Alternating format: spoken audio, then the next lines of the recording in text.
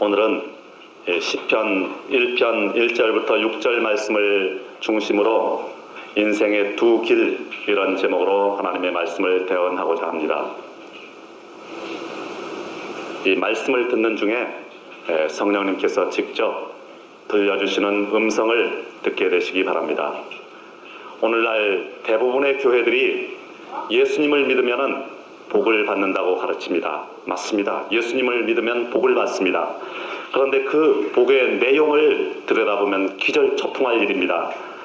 예수님을 믿으면 복을 받아서 사업이 잘 된다고 합니다. 그리고 사업이 잘 안 되는 사람에게는 빚을 내서라도 물질을 심고 금식 기도를 하라고 가르치고 있습니다. 어떻게 생각을 하십니까? 다른 사람을 비난할 생각은 추호도 없습니다. 그러나 경험담을 소개해 드리고자 합니다. 전에 부천 캠퍼스 다녔을 때 대학 원장 목사님의 강의가 참 좋았습니다. 요즘 교회마다 기복신앙에 빠져가지고 큰일 났다고 강의 시간마다 난리를 피웠어요. 그런데 기회가 돼서 그 교회에 가게 됐었는데 저는 가자마자 기절초풍을 하고 말았습니다. 그렇게도 기복신앙을 비판하던 그분이 다른 교회보다도 더 기복신앙으로 성도들을 먹이고 있더라는 것입니다. 모든 것이 이 헌금을 걷는데 초점이 맞춰져 있어요. 그러다 보니까 물질을 심어야 복을 받는다고 가르치게 됩니다. 그러다 보니까 이 기복신앙화 되는 것입니다. 이해는 가요. 뭐 전도사 월급도 줘야 되고 또 교회 운영도 해야 되고 이해는 갑니다.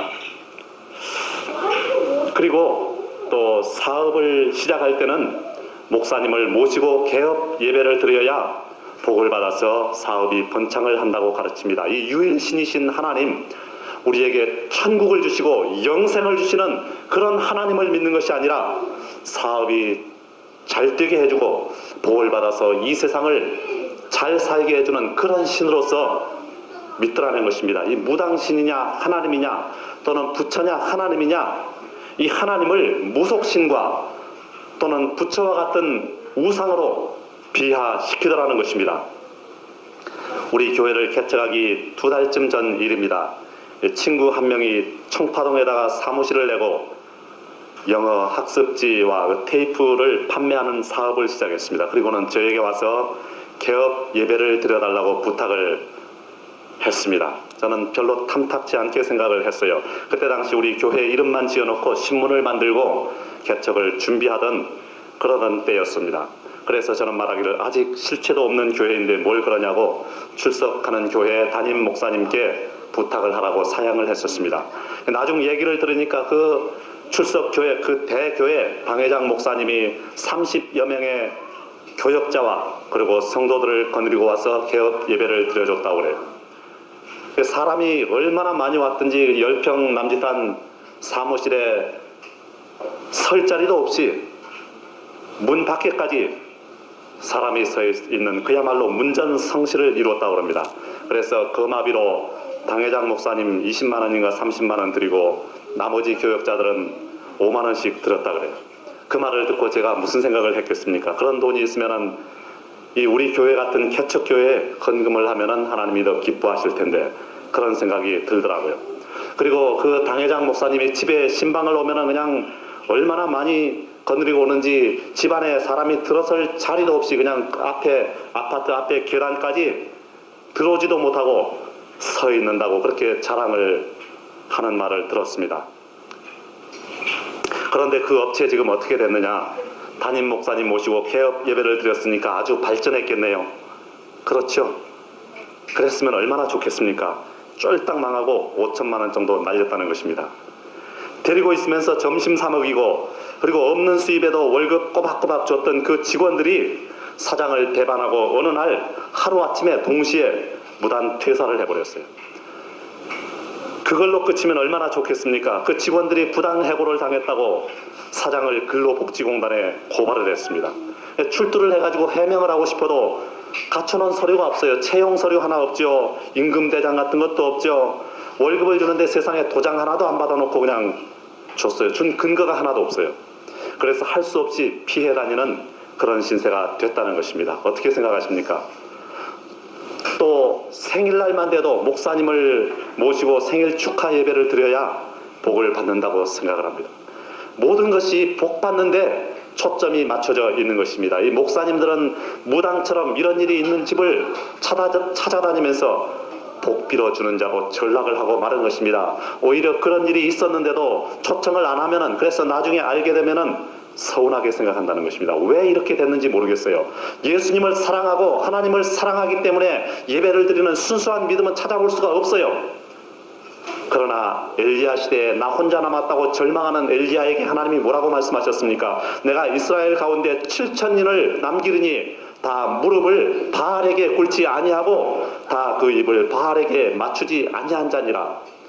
엘리야 생각에는 여호와의 종은 자기 혼자 남은 줄 알았는데 하나님은 7,000명이나 남겨 놓으셨다는 것입니다. 오늘날도 우리는 타락하지 않고 순수한 교회는 우리뿐인 줄 알지만은 하나님은 아직도 타락하지 아니한 교회들을 많이 남겨주신 줄 믿고 싶습니다. 요컨대 인간은 본분만 다하면 돼요. 진인사 하고 나서 대천명 아닙니까? 우리의 본분을 다하고 나면은 복은 하나님이 알아서 주시는 것입니다. 그러면 우리의 본분이 뭘까요? 전도서 12장 13절을 보니까 하나님을 경외하고 그 명령을 지킬지어다. 이것이 사람의 본분이니라. 그렇게 말씀하고 있습니다. 사람의 본분이 뭐라고요? 하나님 경외 그리고 명령 순종인 것입니다. 더 간단하게 말하면 믿음과 순종이에요. 본분만 다하고 나면은 달라고 안 해도 하나님이 알아서 복을 주시는 것입니다. 오늘 제목이 인생의 두 길인데 그것은 오늘 6절에 기록된 것처럼 의인의 길과 악인의 길인 것입니다. 그리고 의인의 길은 여호와께서 인정하시나 악인의 길은 망하리로다. 그렇게 말씀하라고 있어요. 그럼 인생의 두 길, 즉 의인의 길과 악인의 길은 각각 어떤 길일까요? 먼저 1절에서 3절을 보니까 의인의 길에 대해서 말씀을 하고 있습니다. 오늘 의인을 가리켜서 복 있는 사람이라고 말하고 있습니다. 그리고 의인을 가리켜서 시냇가에 심은 나무에 비유를 하고 있습니다. 오늘 이 의인에 대해서 알아볼 것은 첫 번째로 3절을 보니까 그 행사가 다 형통하리로다. 그렇게 말씀을 하고 있습니다. 복 있는 사람은 그 행사가 다 형통하리로다. 그러면 어떤 사람이 의인이며 어떤 사람이 복 있는 사람이겠습니까? 오늘 1절에서 2절을 보니까 악인의 꾀를 좇지 아니하는 자가 복 있는 자라는 것입니다. 이 악인이라는 것은 영어 성경에 보면은 the ungodly, 하나님 없는 자, 하나님을 믿지 않는 자, 하나님을 신뢰치 않는 자, 하나님과 무관한 사람, 이런 사람이 악인이라는 것입니다. 그 다음에 죄인의 길에 서지 아니하는 자가 의인이요 복 있는 사람이라는 것입니다. 악을 범하지 않고 죄를 범하지 않는 자, 죄악을 떠나는 사람이 의인이라는 거예요. 복 있는 사람이라는 것입니다. 그리고 오만한 자의 자리에 앉지 아니하는 자, 오만한 자라는 것은 the scornful, 남을 경멸하는 자, 남을 무시하는 자, 남을 짓밟는 자, 이런 자가 오만한 자인데 이 오만한 자의 자리에 앉지 아니하는 자, 교만하지 않은 사람이 복 있는 사람이요 의인이라는 것입니다. 그리고 여호와의 율법을 즐거워하여 그 율법을 주야로 묵상하는 자가 의인이요 복 있는 자라는 것입니다. 이 영적인 복을 말씀하고 있는 것입니다. 그리고 또 마태복음 5장 3절에서 10절을 보면 8가지 복에 대해서 말씀을 하고 있습니다. 먼저 심령이 가난한 자가 복이 있다고 말씀을 하고 있습니다.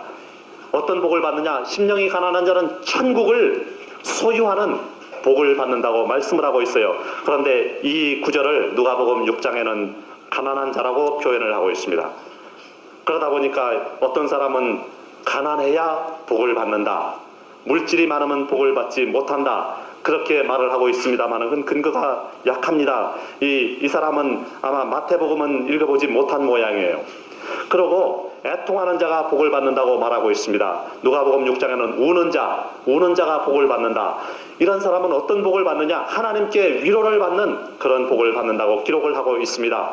그 다음에 온유한 자가 복을 받는다는 것입니다. 남에게 부드러운 사람, 온유한 사람, 알부녀, 알고 보면 부드러운 남자, 알고 보면 부드러운 여자. 이 부드러운 사람, 온유한 사람이 복을 받는데 어떤 복을 받느냐? 땅을 기업으로 받는 복을 받는다는 것입니다. 여러분 모두 다 온유해져서 땅을 기업으로 받는 복을 누리게 되시기 바랍니다. 그리고 의에 줄이고 목마른 자가 복을 받겠다는 것입니다. 의의 근원이 예수님 아닙니까? 이 예수님을 찾기 위해서, 하늘나라를 찾기 위해서, 천국을 찾기 위해서 줄이고 목마른 사람이 복을 받는데 무슨 복을 받느냐? 배부른 복을 받겠다는 것입니다. 이 구절도 누가복음 6장에 보면은 그냥 줄인 자가 복을 받는다고 그렇게 말하고 있습니다. 그러므로 어떤 사람들은 이 먹을 것이 없어서 배가 고파서 굶주리는 사람이 복을 받는다고 그러는데 그렇지 않습니다. 이 마태복음하고 연결을 해서 봐야죠. 그 다음에 보면은 긍휼히 여기는 자가 복을 받겠다는 것입니다. 남을 긍휼히 여기고 남에게 자비를 베푸는 사람이 복을 받는데 어떤 복을 받느냐? 긍휼히 여김을 받는 복을 받는다는 것입니다. 사람에게 긍휼히 여김을 받고 하나님으로부터 긍휼히 여김을 받는 그런 복을 받겠다는 것입니다. 그 다음 마음이 청결한 자가 복을 받겠다는 것입니다. 마음이 깨끗한 사람, 그런 사람은 어떤 복을 받느냐? 하나님을 보는 복을 받겠다는 것입니다. 찬송가에도 있잖아요. 정결한 마음 그 속에서 신령한 빛 빛이 오니. 정결한 마음 그 속에서 천국과 하나님께로부터 오는 신령한 빛이 비치겠다는 것입니다. 그리고 화평케 하는 자가 복 있는 사람인데 어떤 복을 받느냐? 하나님의 아들이라 일컬음을 받겠다는 것입니다. 화평케 하는 사람 대표적으로 누구 있습니까? 예수님 있지 않습니까? 하나님과 원수되었던 사람 사이를 그 일신을 던져서 몸을 바쳐서 화평케 했지 않습니까? 이 화평케, 원수된 사이를 화평케 하는 예수님 아닙니까? 이와 같이 우리도 사람과 사람 사이에, 원수된 사이에 들어가서 화평케 하면은 예수님처럼 하나님의 아들이라 일컬음을 받겠다는 것입니다. 그리고 의를 위해서 핍박을 받은 자가 복을 받겠다는 것입니다. 예수님을 위해서 핍박을 받고, 교회를 위해서 핍박을 받고, 하나님을 위해서 핍박을 받고, 천국을 위해서 핍박을 받은 자가 복을 받는데 어떤 복을 받느냐? 천국이 자기 것인 복을 받겠다는 것입니다. 이 영적인 복을 말씀하고 있는 것입니다. 그리고 시편 73편 28절을 보니까 하나님께 가까이 하는 것이 내게 복이라, 영적인 복을 말씀하고 있습니다. 그런데 이제 신명기 28장 1절에서 6절을 보면 물질의 복을 말하고 있습니다. 어떤 복일까요? 성읍에서도 복을 받으며 들에서도 복을 받습니다. 또 몸의 소생과 토지의 소산이 복을 받습니다. 또 짐승의 새끼와 우양의 새끼가 복을 받으며 광주리와 떡반죽 그릇이 복을 받는다는 것입니다. 그리고 나가도 들어가도 복을 받겠다는 것입니다. 그럼 누가 이런 물질의 복을 받느냐? 그것은 말씀을 듣고 행하는 자가 복을 받겠다는 것입니다. 신명기 28장 1절에서 2절을 보면 내가 내 하나님 여호와의 말씀을 삼가 듣고 내가 오늘날 내게 명하는 그 모든 명령을 지켜 행하면 내 하나님 여호와께서 너를 세계 모든 민족에게 뛰어나시게 하실 것이라. 내가 내 하나님 여호와의 말씀을 순종하면 이 모든 복이 내게 임하며 내게 미치리니. 그렇게 말씀을 하고 있습니다. 말씀을 듣고 행하며 순종하면 복이 임하고 복이 미치겠다는 것입니다.